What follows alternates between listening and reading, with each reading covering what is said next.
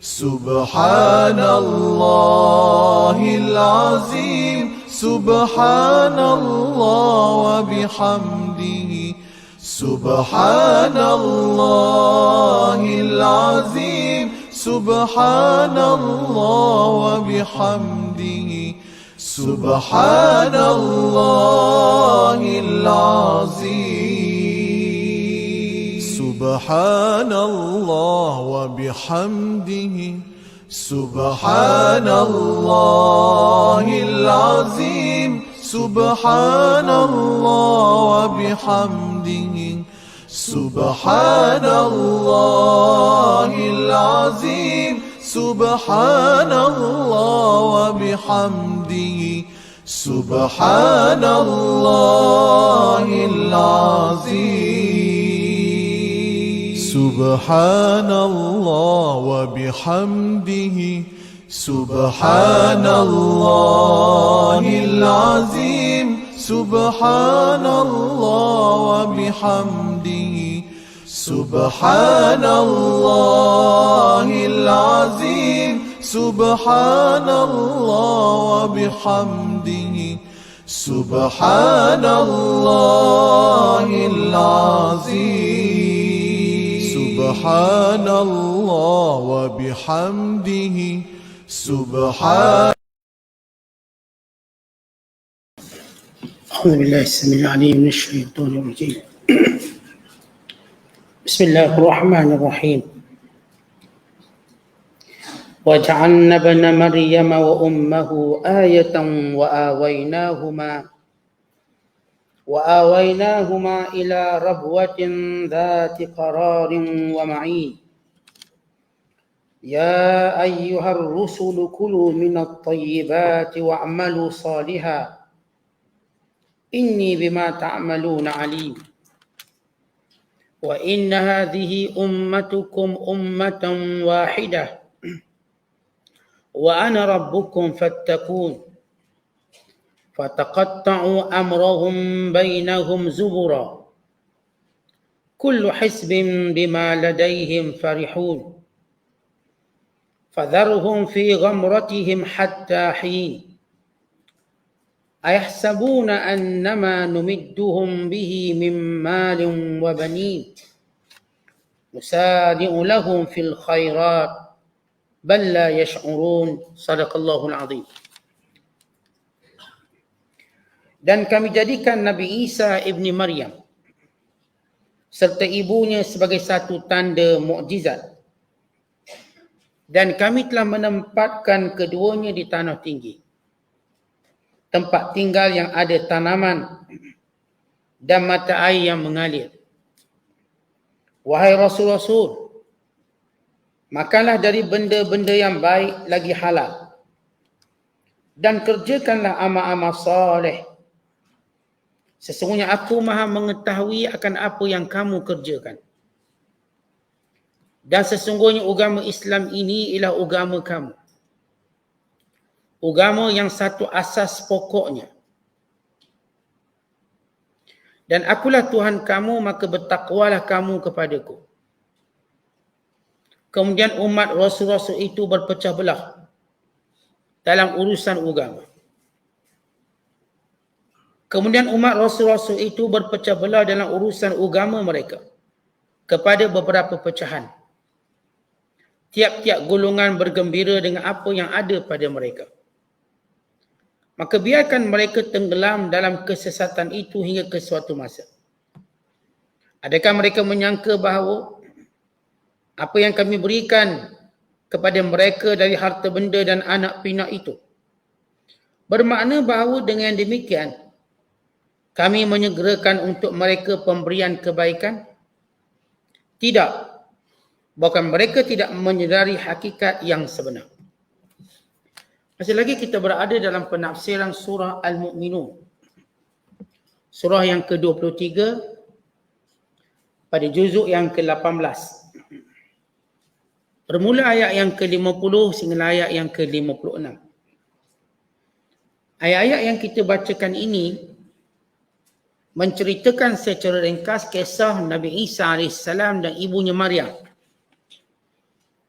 Dan kemudian Allah Ta'ala menceritakan tentang prinsip-prinsip utama dan asas dalam segala syariat untuk kebaikan kehidupan manusia. Kalau sebelum ini kita telah membacakan tentang kisah Nabi-Nabi alaihissalatu wassalam. Bermula daripada kisah Nabi Nuh, Nabi Hud, Saleh, Lut dan Shu'aib, serta kisah Nabi Musa, Harun berhadapan dengan Fir'aun dan juga bala tenteranya. Maka ini adalah kisah yang kelima daripada kisah Nabi-Nabi. Walaupun didatangkan kisah ini dengan ringkas, tidak secara panjang lebar sebagaimana dalam surah-surah yang lain. Namun, tujuan dan matlamat kisah ini untuk memberitahu bahawa kecelakaan dan kebinasaan bagi setiap mereka yang menolak kebenaran, yang menolak Nabi-Nabi yang diutuskan, yang mempersendakan Nabi-Nabi dan Rasul-Rasul alaihissalatu wassalam.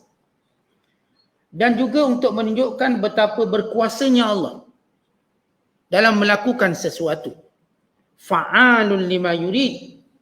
Allah melakukan apa yang Allah kehendaki. Sebagaimana Allah Ta'ala berkuasa membinasakan kaum-kaum yang menentang para Nabi dan mendustakan mereka. Demikian juga Allah Ta'ala berkuasa menjadikan sesuatu tanpa segala sebab dan musabab. Kerana Allah lah yang menciptakan sebab.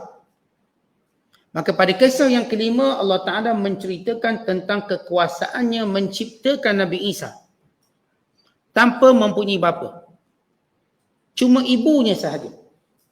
Sebagai satu daripada kekuasaan Allah Subhanahu Wa Ta'ala. Dan salah satu daripada kehendak Allah yang tidak boleh dicabar. Yang bila mana Allah berkehendakkan sesuatu, innama amruhu idza arada syai'an an yaqula lahu kun fayakun. Bahawa urusan Allah itu bila Allah menghendaki sesuatu itu jadi, maka dia akan jadi. Sebagaimana Allah berkuasa membinasakan kaum yang derhaka, demikian juga Allah berkuasa bagi menunjukkan kekuasaannya secara mutlak. Walau di sisi manusia ada peraturannya, tapi tidak di sisi Allah Ta'ala kerana sifatnya berkuasa penuh. Maka di antara kekuasaan Allah Ta'ala ialah menjadikan kisah Nabi Isa dan Maryam sebagai hujah, bukti akan kekuasaan Allah Subhanahu Wa Ta'ala. Dan Allah Ta'ala ingin menceritakan bagaimana nikmat yang Allah limpahkan kepada setiap para Nabi. Sebagaimana nikmat yang Allah limpahkan kepada Nabi Allah Isa dan ibunya, Maryam alaihissalam. Maka Allah jadikan Nabi Isa dan ibunya sebagai ayat keterangan kepada manusia bagi membuktikan kekuasaannya. Dan Allah menjadikan ia sebagai satu daripada tanda kekuasaan Allah. Sebab itu Allah menyatakan wa ja'alna ibna Maryam wa ummuhu ayah. Bukannya Nabi Isa satu ayat dan Maryam satu ayat. Ayat macam satu tanda. Nabi Isa dan ibunya itu ialah satu tanda kebesaran Allah Subhanahu Wa Ta'ala. Untuk menunjukkan tentang kelahiran tanpa bapa. Untuk menunjukkan bahawa kedua-duanya ini melakukan sesuatu yang aneh dan sesuatu yang menunjukkan dalil tentang kekuasaan Allah Subhanahu Wa Ta'ala pada tiap sesuatu. Kemudian Allah Ta'ala menceritakan sesudah menyebut tentang sifat mutlak kuasa Allah menjadikan sesuatu tanpa sebab. Maka Allah menyatakan wa awainahuma, dan kami lindungi kedua-duanya. Yani kami lindungi Nabi Isa dan Maryam ila rabwatin dhati qararin wa ma'in. Di satu tempat yang tinggi. Rabwah mana tempat yang tinggi. Dhati qararin. Perkataan dhati qarar memberi maksud ialah tempat yang mana mereka tinggal dengan tenang, yang padanya ada segala sumber makanan dan juga sumber keperluan mereka. Dan Allah menyebut wa ma'in, dhat qararin wa ma'in. Perkataan ma'in maksudnya air yang mengalir. Ma'un jari. Air yang sentiasa mengalir, yang kelihatan. Artinya ketika mana Maryam melahirkan Nabi Isa AS sebagai satu mukjizat dan sebagai satu tanda kebesaran Allah Ta'ala. Bagaimana Allah memelihara Nabi Isa? Bahawa dia akan menjadi Nabi. Dan segala tanda-tanda kenabian yang sudah terselah ketika kecilnya lagi. Bertutur, berkata, waktu masih dalam buayan. Waktu masih dalam umur yang kecil. Maka Allah Ta'ala pelihara Maryam dan pelihara Nabi Isa di suatu tempat. Kenapa? Kerana orang-orang Yahudi, kerana orang-orang yang tertentu yang ingin melakukan sesuatu yang tidak baik kepada Maryam dan kepada Nabi Isa. Maka Allah Ta'ala melindunginya dan pada suatu masa. Setengah ulama menyatakan bahawa masa yang mana Nabi Allah Isa dan Maryam duduk di satu tempat yang tidak diketahui oleh orang. Tapi tempat tadi kata Allah itu tempat tanah tinggi yang menunjukkan bahawa cuaca yang baik. Kemudian tempat tadi punyai makan minum yang cukup. Dan tempat tadi punya sumber air. Untuk tunjukkan apa? Pemeliharaan Allah. Allah pelihara nabinya. Dan Allah Ta'ala pelihara orang-orang soleh yang mengikut nabinya. Supaya semua manusia tahu, kalau para penentang akan dimusnahkan oleh Allah, manakala orang-orang yang memperjuangkan kebaikan dan kebenaran akan dilindungi oleh Allah. Akan dipelihara oleh Allah. Dipelihara dari sudut mana? Dipelihara dari sudut kehidupannya dan dipelihara dari sudut keperluan hidupnya. Itu disebut perkataan qarar, yang tempat yang ada makan, ada minum, ada buah-buahan, ada tanaman. Ma'in yang ada sumber air. Yang berterusan. Kita kalau duduk tempat yang ada makanan, yang ada tanaman, yang ada air, maka segala keperluan kita cukup. Kita tidak perlu lagi yang lain. Ya, macam kereta dan sebagainya, itu hal-hal yang bersifat sekunder. Bersifat aksesori. Kita hidup ni boleh makan, boleh minum, kemudian duduk tempat selamat. Perkataan Rabuah ni tempat yang hygiene dan selamat. Selamat dari sudut kesihatan dia dan selamat dari sudut pengetahuan orang ramai terhadap tempat tersebut. Maka Allah Ta'ala nak pelihara Nabi Isa yang merupakan Nabi dan pelihara ibunya. Dan ianya berjalan dalam satu tempoh selama 12 tahun. Nabi Isa dari kecil tadi dipelihara sampai 12 tahun supaya tidak ada yang mengganggunya. Kalau kita lihat Nabi Muhammad SAW ketika mana baginda dilahirkan, maka Allah pelihara Rasulullah dengan dihantar di perkampungan Bani Sa'ad. Disusukan oleh Halimatus Sa'diyah. Dalam tempoh berapa tahun? Dalam tempoh 5 tahun. 5 tahun Nabi SAW disusukan oleh Halimatus Sa'diyah. Kemudian dipulangkan kembali. Kemudian Halimah minta balik. Kemudian berlaku kejadian membelah dada. Maka Halimah takut sesuatu berlaku pada Nabi SAW, maka dipulangkan kepada ibunya. Kemudian ibunya, yakni Aminah binti Wahab, membawa Nabi SAW menziarahi makam atau pusara suaminya Abdullah. Dan ketika mana pulang daripada Madinah di kawasan Abwa, maka Aminah meninggal dunia. Maka Rasulullah dibawa balik oleh Ummu Aiman yang merupakan pembantu kepada Aminah dan ibu angkat pada Nabi SAW, bawa pulang ke Mekah dan diserahkan kepada Abdul Muttalib. Dan Rasulullah SAW dijaga oleh Abdul Muttalib selama 2 tahun. Sehingga pada usia 8 tahun Nabi SAW, Abdul Muttalib meninggal dunia. Maka beliau dipelihara pula oleh Abu Talib.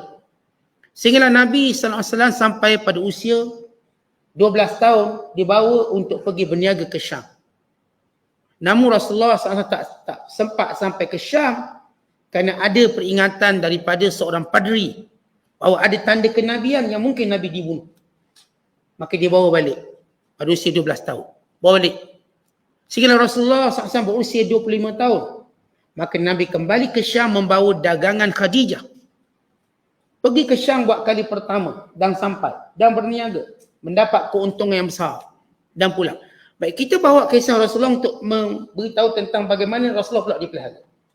Nabi dipelihara di perkampungan yang baik udaranya, yang jauh daripada percampuran bahasanya, supaya Rasulullah dapat bahasa Arab yang betul, dan tidak kelihatan tanda-tanda kenabian oleh orang-orang yang membenci Nabi SAW. Maka dipelihara. Dalam kejadian belah dada tadi tak ada orang tahu. Yang tahu cuma Halimah. dan juga keluarga Halimah yang menyayanginya, dan dibawa pulang bertemu Aminah dan diceritakan.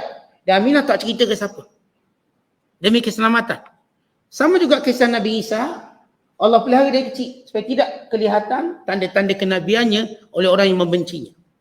Sehinggalah usianya 12 tahun barulah dipulangkan ke pangkuan keluarga. Jadi barulah Maryam dan Nabi Isa balik ke tempatnya, bertemu dengan orang ramai. Kerana pada usia tadi dia sudah mendapat satu usia yang kita katakan matang. Pada Nabi pada usia 12 tahun cukup matang. Nabi SAW pada usia 8 tahun sudah pun mengembala kambing, mencari rezeki mengembala kambing. Untuk tunjukkan kematangan para Nabi itu cepat, berkali ganda berbanding orang lain. Kalau kita 12 tahun ni tak tahu apa lagi, tapi mungkin 12 tahun zaman dulu dah reti lah sikit. Apatah lagi Nabi-Nabi alaihissalatu wassalam.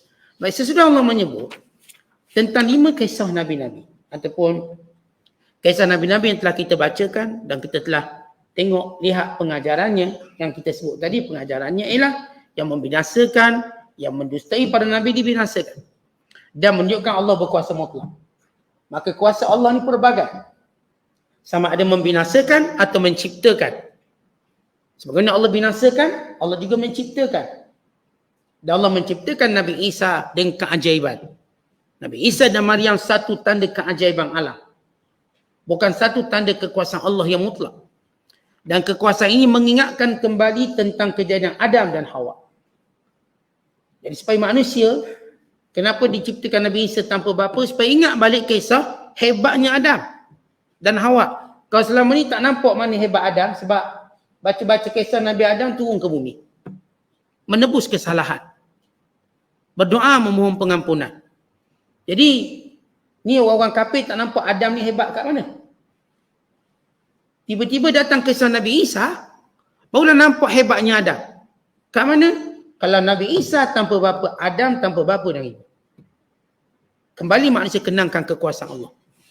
Ketika orang Kristian dengan keajaiban itu terus mengangkat Nabi Isa sebagai anak Tuhan, mereka lupa tentang Adam yang menjadi personaliti pertama dunia yang lebih ajaib daripada Nabi Isa. Tapi mereka tidak pun mempertuhankannya dan tidak pernah mempertuhankannya. Maka berlaku kontra yang begitu jelas untuk menunjukkan tentang salah faham yang ketara, penyelewengan yang nyata yang dilakukan oleh golongan Kristian. Sebab benda yang sama yang lebih ajaib yang ada pada Adam dan Hawa. Tapi tidak pernah mereka berkata, walaupun satu patah perkataan mengatakan Nabi Adam itu Tuhan atau anak Tuhan. Tiba-tiba sampai Nabi Isa kata anak Tuhan atau Tuhan atau salah satu dari Tuhan. Itu kontra, untuk menunjukkan kontra yang jelas. Kemudian sesudah Allah Ta'ala menyebut tentang kisah Nabi dan kesudahan pada pendustanya, Allah cerita tentang syariat. Kenapa nak beritahu semua para Nabi membawa satu syariat yang asasnya sama? Walau ada beberapa perbezaan cabang-cabangnya, tetapi perkara asas itu adalah sama bagi setiap Nabi yang diutuskan. Apakah perkara yang sama? Allah jelaskan dalam ayat ini. Ya ayyuhar rusul, wahai rasul-rasul. Kulu minat tayyibat, makanlah yang baik-baik. Wa'malu salihah, dan lakukan amal yang soleh. Baik, dua mabadik, dua prinsip asas yang diajar oleh para Nabi untuk membimbing umatnya dan menjadi prinsip asas kepada Nabi alaihissalam sendiri ialah makanan yang halal dan baik. Yang kedua, menyibukkan diri melakukan amal soleh. Oleh sebab itu kalau kita tahu dalam Islam, makan makanan halal merupakan perkara asas yang paling penting. Dan ini membezakan Islam dengan agama-agama yang lain, anutan yang lain. Kerana mereka tidak pernah persoalkan makna halal, mereka cuma persoalkan tentang sedap tak sedap, murah ke tak murah, mahal ke tak mahal. Kita pegang pada prinsip asas makanan itu halal dulu. Penting ia halal.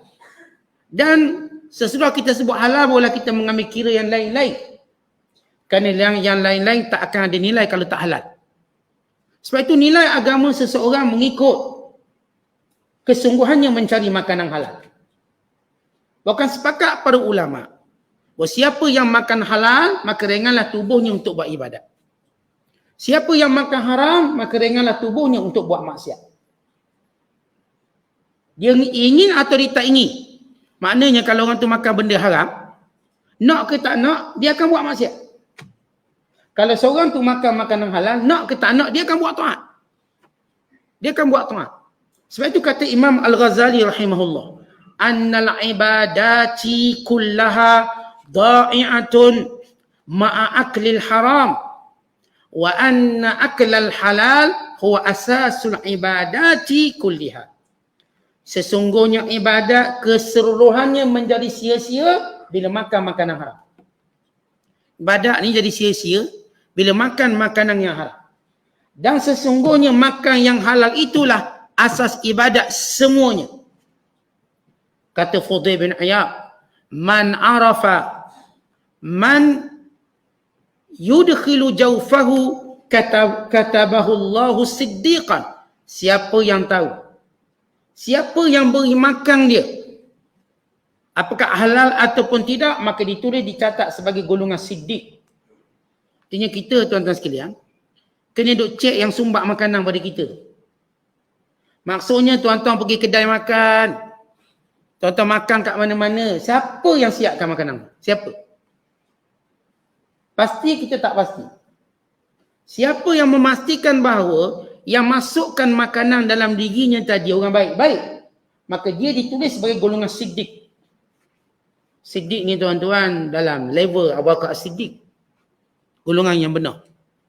Sebab itu hari ni kita lihat akhir zaman, antara perkara yang terpecah, antara perkara yang tertangga dalam nilai agama seorang Islam ialah mereka tak peduli lagi makanan halal atau haram. Mereka duk cerita makanan sedap. Restoran, kafe pun mereka pergi.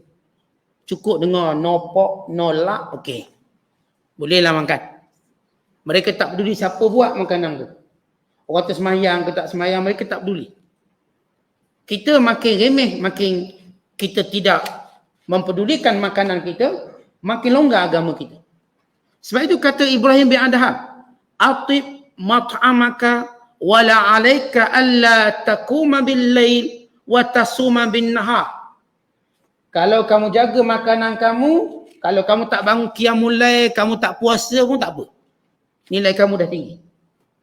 Kata Ibrahim bin Adham, kalau kamu, dia ni bukan orang puasa sunat, dia ni bukan orang qiyamul lail, tapi kalau kamu memang benar-benar jaga yang halal, cukup bagi kamu daripada ibadat qiyamul lail dan puasa sunat. Cukup. Maknanya dah bagus. Cukup bagus kamu. Artinya nak beritahu kadang-kadang ada orang tu dia suka puasa, ada suka qiyam, bak makanan masih cacat. Mungkin. Masih tak peduli. Sebab itu kata Ibrahim, kata Abdullah bin Mubarak, menolak 1 dirham yang haram lebih aku sukai daripada derma 100,000. 100,000, 100,000, 100,000, 100,000, 100,000. Diulang 6 kali. Ini 600,000 lah. Aku tolak 1 dirham haram. Lebih aku suka daripada derma 600,000. Sehingga kan kalau sekiranya kita ni daripada sumber haram kita derma, maka dia menjadi bekalan kita dalam neraka, bukan bekalan ke syurga. Orang yang derma duit haram untuk mendekatkan dirinya dengan Allah, maka sebenarnya dia menjadikan itu ialah bekalannya ke neraka, bukan bekalan ke syurga. Sebab itu memakan makanan halal, mencari sumber halal, ini akan membantu seorang itu beramal soleh. Sebab itu Allah mulakan makan baru Allah sebut ibadat. Ya ayyuhar rusul, kulu min thayyibat wa'malu solihah. Wahai Rasul, makan yang baik dan beramal dengan ibadat, beramal dengan amalan yang baik. Kata ulama dan sepakat kata-kata mereka, makanan yang baik pembantu kepada ibadat, pembantu kepada amal-amal yang soleh.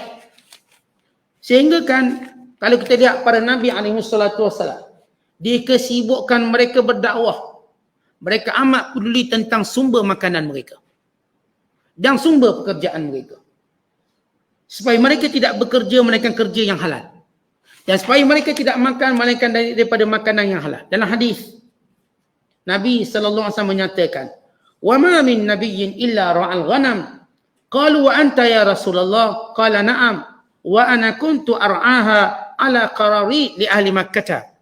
Maksudnya, kebanyakan para nabi dibangkitkan dalam keadaan pekerjaan mereka mengembala kambing. Lalu para sahabat kata, ya Rasulullah, engkau juga mengembala kambing? Nabi kata, ya, aku mengembalanya di satu kawasan qarari untuk penduduk Mekah. Qawari makna satu. Kalau kita tengok hari ni dia kawasan Mekah tu kawasan tinggi, punya Ajiyat. Itu kawasan Qarari, tempat tinggi.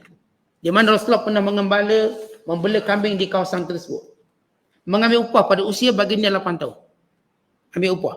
Untuk menunjukkan pada Nabi bekerja dengan kerjaan yang baik. Diriwayatkan dalam hadis yang lain. Rasulullah menyatakan, Ya ayyuhan nas, innallaha tayyibun la yaqbalu illa tayyiban. Wa innallaha amara al-mu'minin bima amara bihil mursalin. Faqala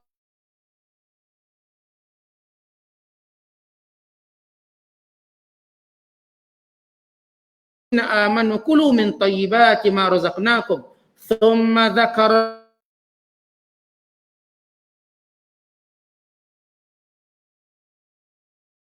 ar-rajul haram wa ghudhiya bil haram yamuddu yadayhi ila as-sama' ya rab fa anna yustajabu lah. Maksudnya sesungguhnya Allah itu baik, tidak menerima melainkan yang baik. Sesungguhnya Allah memerintahkan kepada Rasul, Allah memerintahkan kepada orang beriman dengan apa yang Allah perintahkan kepada Rasul. Allah berfirman, wahai Rasul, makanlah yang baik dan lakukan amal yang soleh. Sesungguhnya aku mengetahui apa yang kamu lakukan. Dan Allah berfirman, wahai orang yang beriman, makanlah yang baik-baik dengan apa yang telah aku rezekikan kepada kamu. Kemudian Rasulullah menceritakan seorang lelaki yang jauh perjalanan musafirnya, kusuk masai rambutnya, berdebu wajahnya, sedangkan makanan yang haram, minuman yang haram, pakaian yang haram, diberi makan dengan yang haram, mengenadah tangan ke langit sambil berkata, Tuhanku, Tuhanku, maka bagaimana dia mustajabkan doa. Artinya dalam hadis ini beritahu, musafir adalah keadaan di mana mustajab doa. Ada di antara tempat-tempat keadaan-keadaan mustajab doa ialah orang musafir.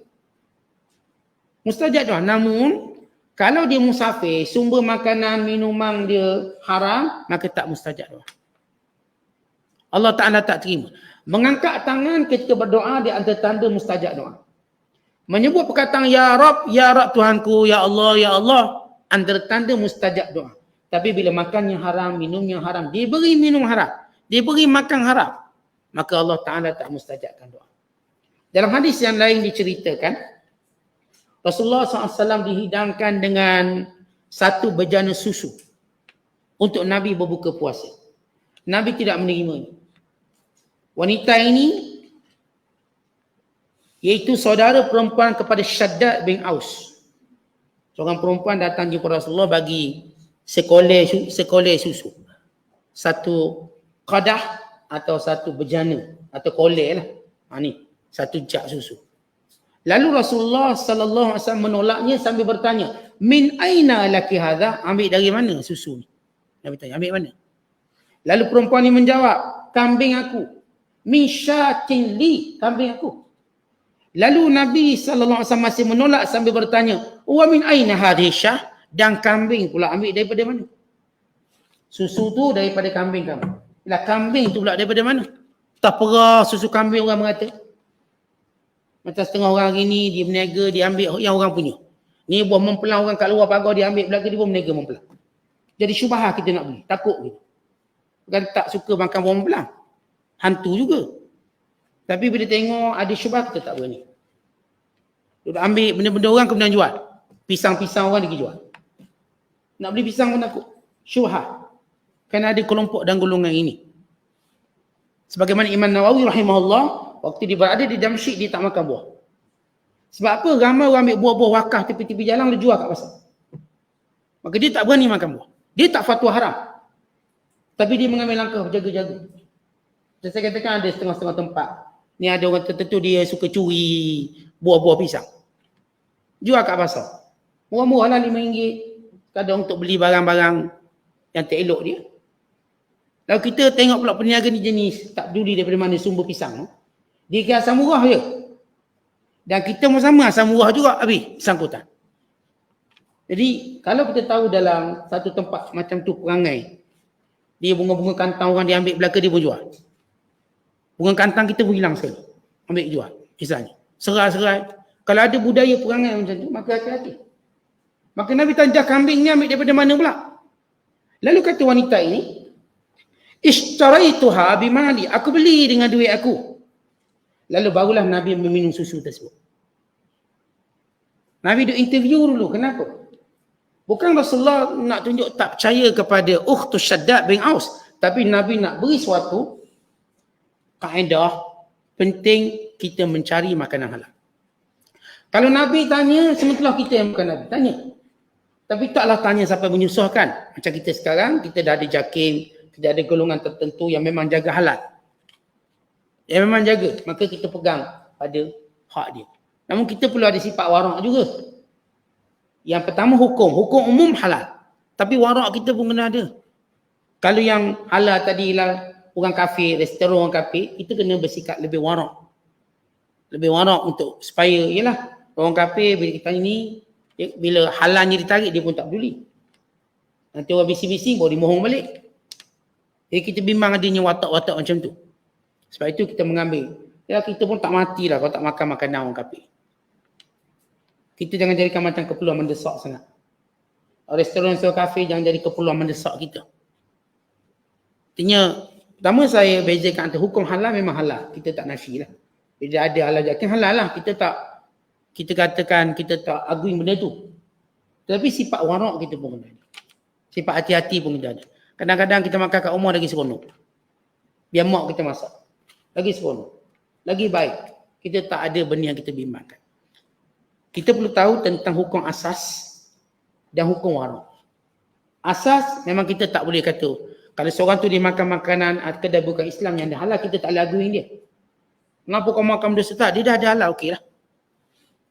Badan yang tertentu yang mengawasi dia. Cuma saya kata sudut warak kita nak pelihara anak-anak kita, jangan biasa benda tu. Untuk kita cari makanan yang lebih baik. Sebab itu datang takbir ayat, tayyibat, baik. Dia tak datang ayat dengan kata halal. Bila Allah sebut dalam Quran, ya ayyuhar rasul kulu minat tayyibat, makan yang baik. Allah tak sebut kulu minal halal.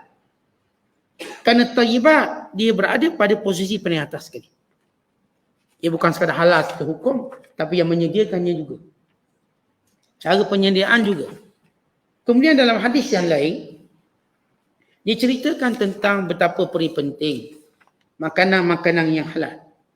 Sehingga Nabi SAW menyebut bahawa siapa yang kita katakan menggunakan wang yang haram, sumber yang haram untuk dia bersedekah, maka dia sebenarnya bukan untuk menyelamatkan dirinya, dia mempercepatkan dirinya masuk neraka. Dalam hadis diriwayatkan oleh Imam Ahmad, Rasulullah bersabda, "Innallaha qasama bainakum akhlaqakum kama qasama bainakum arzaqakum." Allah Ta'ala membahagi-bahagikan akhlak kamu sesama kamu. Sebagaimana Allah membahagi-bahagikan rezeki sesama kamu.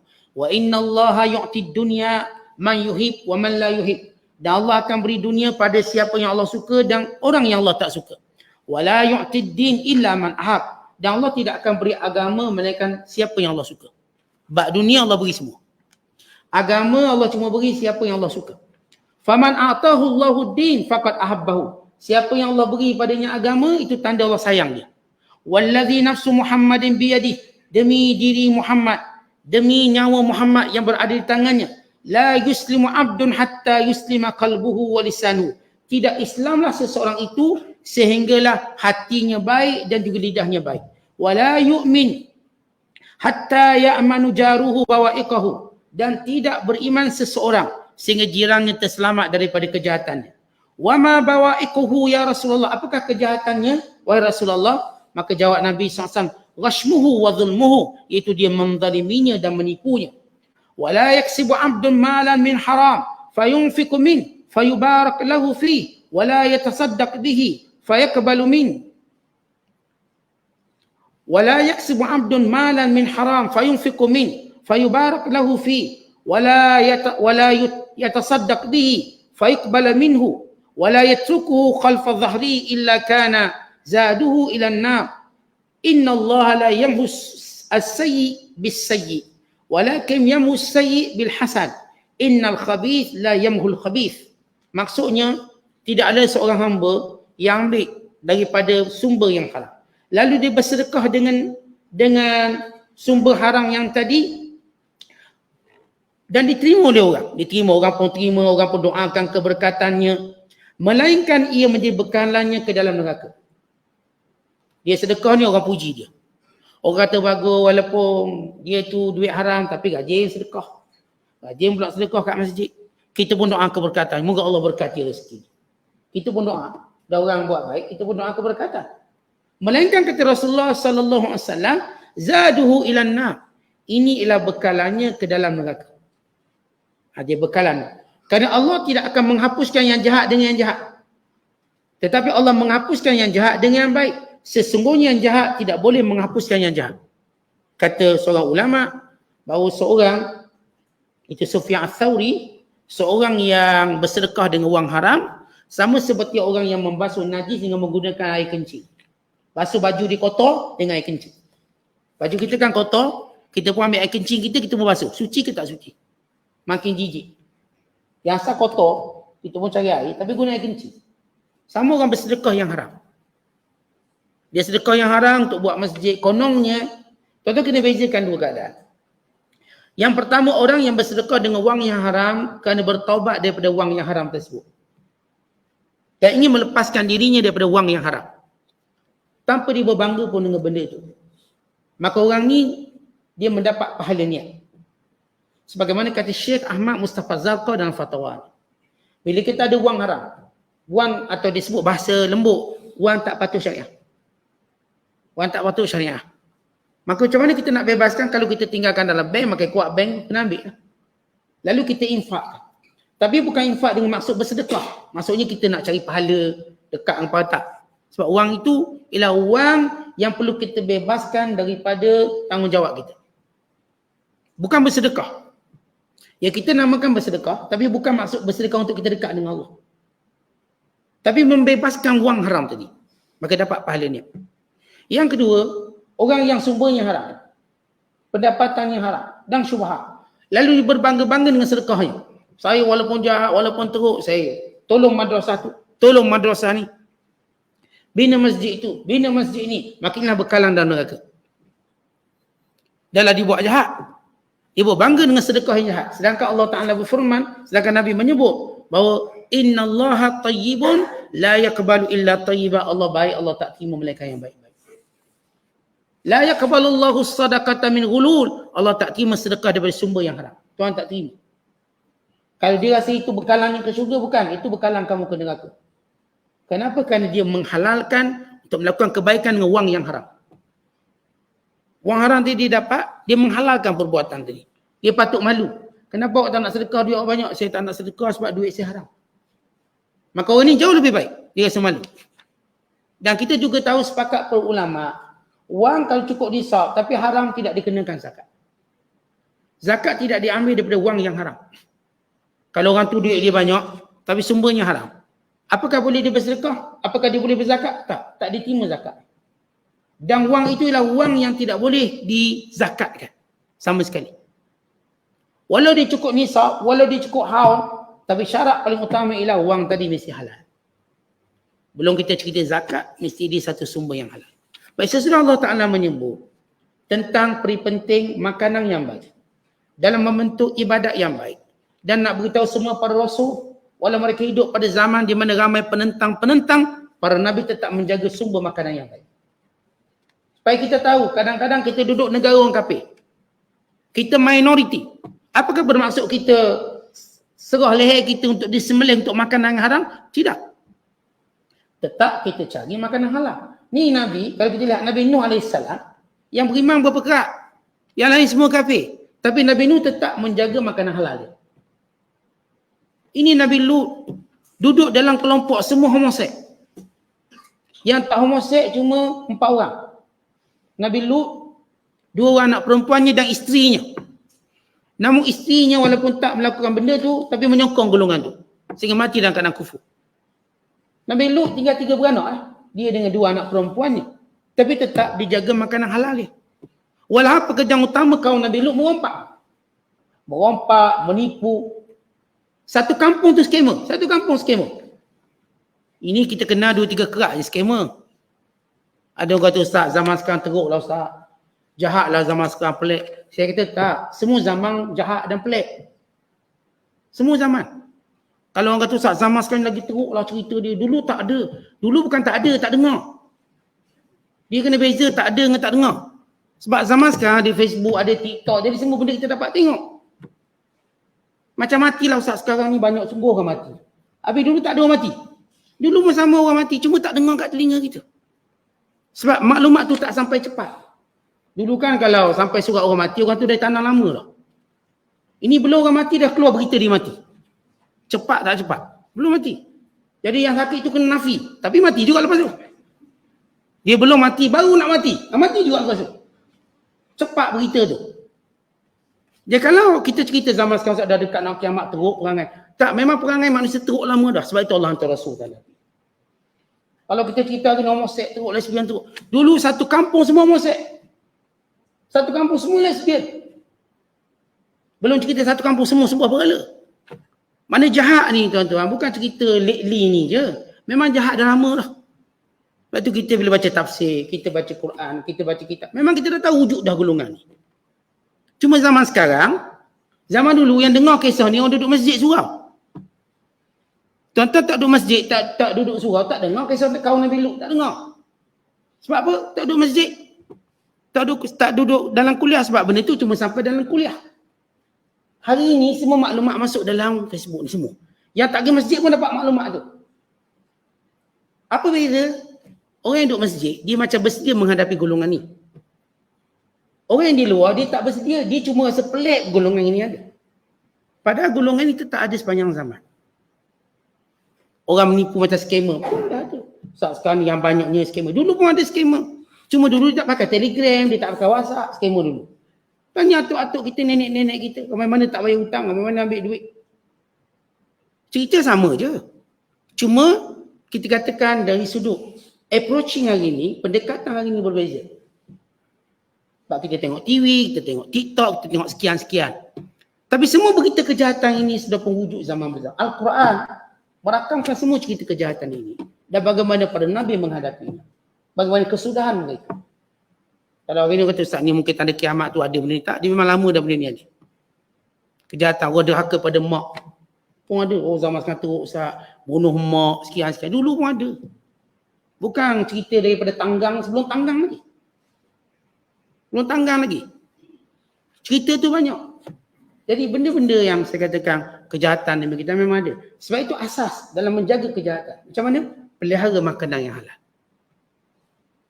Pelihara makanan yang halal. Kalau kita dedahkan keturunan kita makanan yang haram, kita mendedahkan dia pada kejahatan.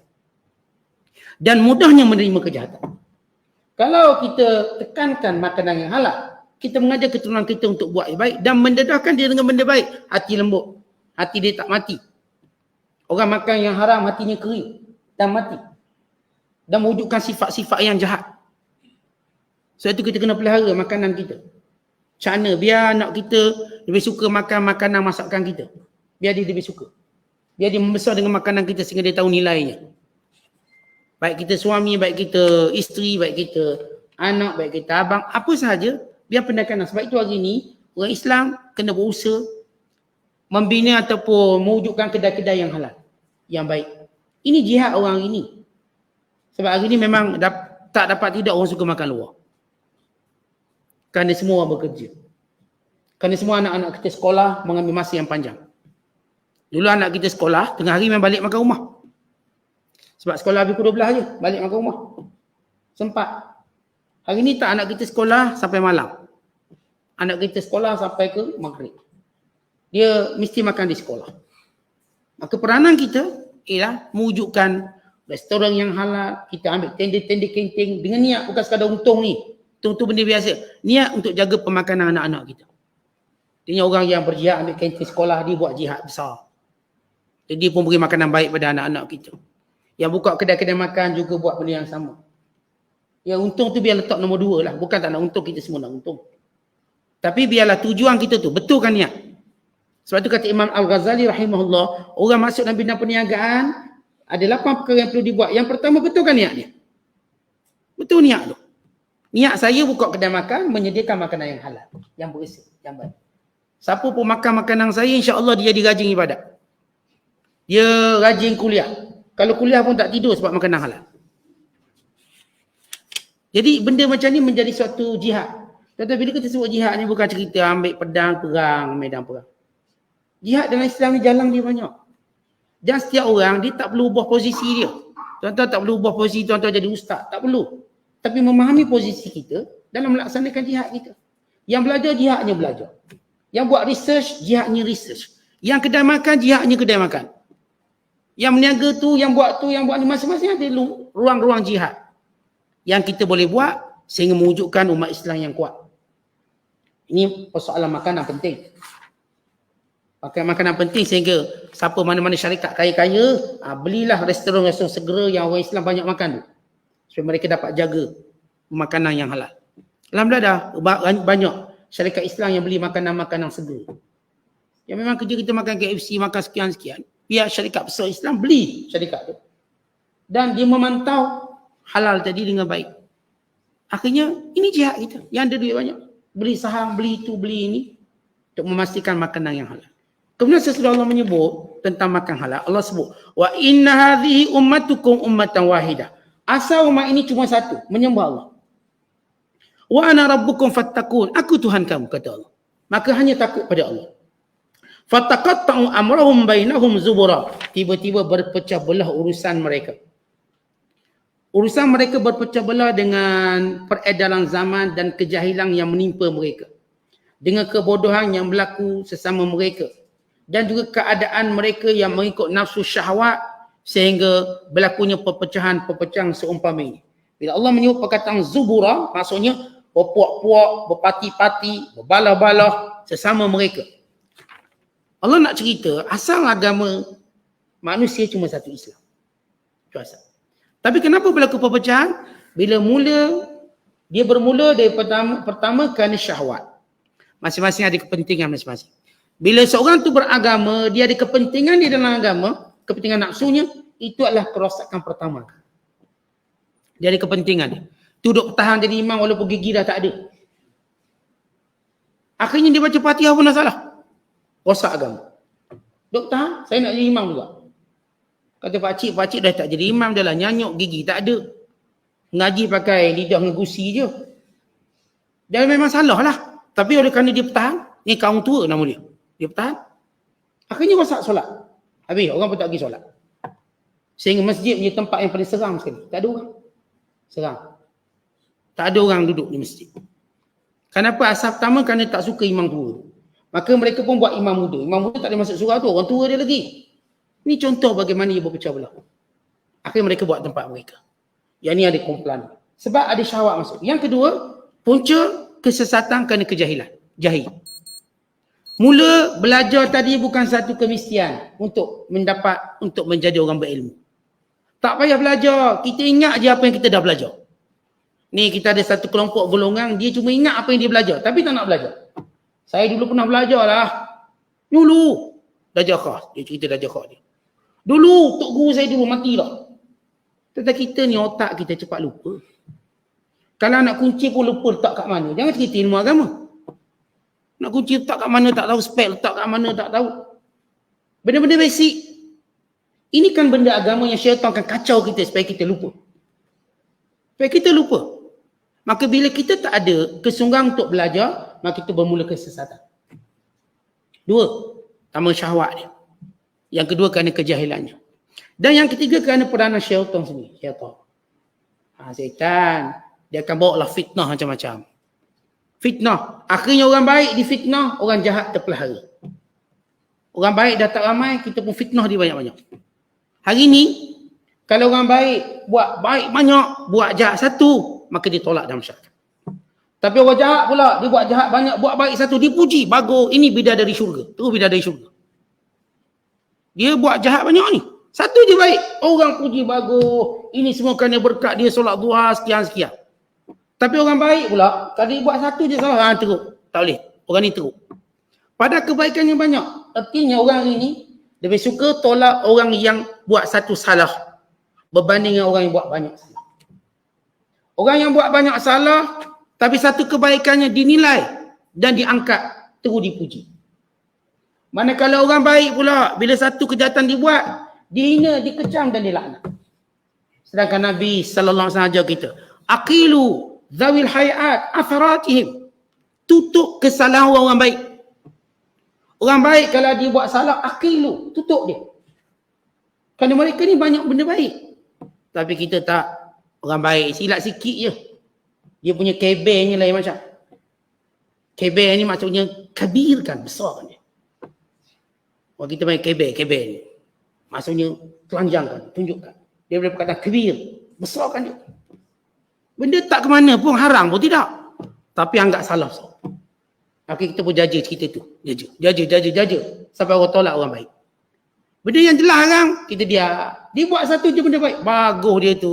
Husnul khatimah. Ni zaman kita sekarang. Zaman kerosakan. Sebab itu kita tahu ini punca dia. Punca adanya syaitan yang kerjanya ialah untuk menjadikan kita melihat orang baik satu silap dia, lalu kita macam cenderung untuk besarkan dia. Besar sungguh, lalu tolak terus. Tapi kalau orang jahat, saya katakan, dia buat jahat kita macam biasa. Sekali dia buat baik, kita tu angkat. Tu panggil jadi moderator, ahli panel. Tu ahli panel. Tu jadi ahli panel untuk cerita macam mana boleh baik. Padahal tak habis lagi jahat dia tu buat. Tapi begitu kelangsungan zaman yang rosak. Sebab tu kita kena hati, jangan teruja sangat. Tuan-tuan, bila orang jahat buat baik satu, jangan teruja sangat. Teruja kita ni, jangan. Manakala orang baik pula bila dia buat jahat satu, jangan duduk besarkan sangat. Kadang-kadang kejahatan tadi lah, dia manusia mungkin lupa dia, mungkin kekurangan dia. Tapi dia bertaubat. Cenderung dia pada taubat kuat. Cenderungnya pada menyesal tu kuat. Cenderung dia pada keinsafan jauh lebih kuat. Tapi kita pula cenderung untuk menolak dia lagi kuat. Sebab apa? Peranan syaitan. Sebab kerja syaitan ajar kita tolak orang baik. Seolah orang baik hari ni kena jadi macam malaikat. Jangan buat salah sikit pun. Benda dia pakai serban, pakai jubah, jangan silap sikit. Sikit pun tak boleh. Macam kita malaikat. Jadi caranya lah jangan tunjuk muka kita. Baru kita tak buat silap. Facebook kita pun jangan tunjuk apa. Tengok kita, tunjuk kitab. Jangan tunjuk muka kita. Bahaya. Nanti orang nampak silap kita. Orang lain joget pun nampak tak silap lagi. Joget, nari. Bagus-bagus kita. Bagus. Jadi kita kena tahu tentang zaman. Bagaimana agama tadi mula berlaku pecah belah. Itu sebahagian daripada sebab. Kemudian kata Allah Ta'ala, kullu hizbin bima ladaihim farihun. Dan mereka bergembira dengan apa yang golongan mereka ada. Masa-masa mula berpuak. Gembira dengan apa? Ya, macam saya sebut, golongan tua bergembira cara tua, orang muda bergembira dengan cara orang muda. Maka masing-masing mula wujudkan perbalahan. Fadharhum fi ghamratihim hatta hin. Biarkan mereka dalam kesesatan. Sehingga satu tempoh kamu akan dibinasakan. Ayahsabuna annama numidduhum bihi min malin wa bani. Apakah kamu menyangka? Dia orang-orang kafir yang dah seleweng daripada kebenaran, dilimpahkan dengan kekayaan harta benda dan anak pinak, bahawa tanda dia mendapat kebaikan, nusari'u lahum fil khairat, bahawa kami memang beri mereka kebaikan, bal la yash'urun, tapi mereka tak sedar itu bukan kebaikan, itu istidraj. Apa maksud istidraj? Maksudnya itu adalah tanda-tanda kebinasaan. Dalam keadaan dia buat maksiat, dalam keadaan dia buat jahat, tiba-tiba dia tidak dibinasakan, tiba-tiba dia makin bertambah nikmat. Sebenarnya segala bentuk kenikmatan yang diperolehnya itu dinamakan istidraj. Dan bagaimana sebagai istijrar. Istidrak dan istijrar. Istidrak maknanya satu perbuatan maksiat yang berterusan. Manakala istijrar iaitu suatu penambahan dosa. Amalan tadi istidrak dan istijrar. Dia jadi bertambah dosanya, bertambah kufurnya, untuk Allah Ta'ala membinasakannya, tak boleh ada lagi sebagai alasan. Sebab itu tuan-tuan jangan terpedaya dengan orang kafir harta banyak, anak pinak ramai, tak payah terpedaya. Kenapa? Di sebalik kekufuran mereka, kejahatan mereka, mereka tak kena azab. Bukan tak kena azab, diberi tempoh. Sampai satu masa, maka semuanya itu akan menambahkan azab dan menambahkan dosa. Oleh sebab itu kebenaran bukan dinilai harta atau dinilai pada anak pinak. Kerana kebenaran itu dia ada penilaian yang khusus baginya. Kebenaran tidak dinilai dengan nikmat yang kita ada. Kan nikmat itu bersifat ujian dan mungkin juga istidrak. Tetapi kebenaran itu satu benda yang boleh dihadam dengan baik oleh akal kita dan oleh fitrah kita. Akal yang Allah bagi boleh hadam baik. Dan fitrah kita manusia. Yalah kalau jantan sama jantan, mana akal boleh hadam? Tiba-tiba nak anak pula. Dah kahwin jantan sama jantan, dia nak anak. Tak boleh nak hadam kita. Fitrah kita pun tak boleh nak terima. Kerana itu kebatilan. Yang buat maksiat, lalu nak hidup tenang, tidak mungkin. Kalau kerjanya gangster, dok pukul orang, bunuh orang, tak mungkin dia hidup tenang.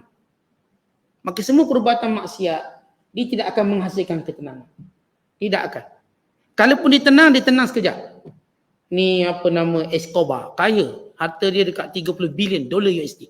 Tapi kerjanya itulah. Dadah, pukul orang ni, bunuh orang tu. Last sekali dia pun mati juga. Dia tak boleh berketenang walaupun dia pernah tersenarai 7 orang terkaya di dunia dengan aset bernilai 30 bilion. Ada airport sendiri kat rumah dia, sekian-sekian. Tapi kesudahan dia macam mana? Dia tak bahagia. Dia tak bahagia kerana dia dengan cara maksiat yang cara tak betul. Tambah pula kekufuran dia. Akhir apa dia ada? Cuma tinggal sejarah je. Jadi sebab tu jangan terpesona dengan kekayaan, dengan harta benda, anak pinak. Kalau dia kekal dalam kekufuran dan dia kekal dalam maksiat. Semuanya itu sebagai istidrak dan istijrak. Istidrak itu Allah jadikan dia terus tenggelam dalam maksiat. Dan istijrak Allah Ta'ala jadikan bertambah dosa dan maksiat. Wallahu bissawab. Assalamualaikum.